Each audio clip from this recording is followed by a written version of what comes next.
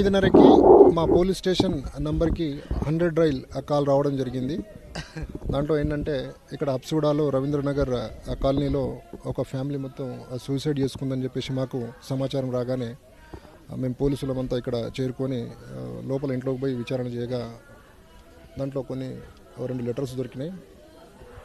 ఎవరైతే దీంట్లో deceased person Chandrasekhar Reddy, ఈయనకు దాదాపు ఒక 42 సంవత్సరాలు ఉంటాయి.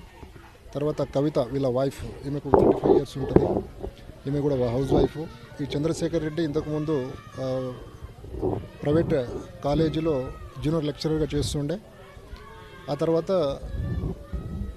కొన్ని రోజుల క్రితం ఈయన జాబ్ మానేసిన తర్వాత ఈ ఫైనాన్షియల్ క్రైసిస్ ఏదో చాలా రోజుల నుంచి ఉన్నాయంట.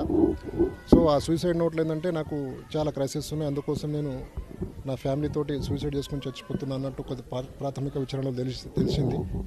ఇప్పుడు కేసు కట్టేసి కేసు మీద దర్యాప్తు చేస్తాం.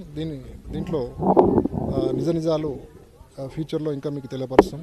ఇప్పుడైతే ఆ 4 బాడీలని మేము అంబులెన్స్లో గాంధీ హాస్పిటల్కి షిఫ్ట్ చేయడం జరిగింది. కేసు చేసేసి తర్వాత ఈ కేసుని విచారణ చేపడతాం. దాని తర్వాత నిజాలు మీకు తెలియజేస్తాం.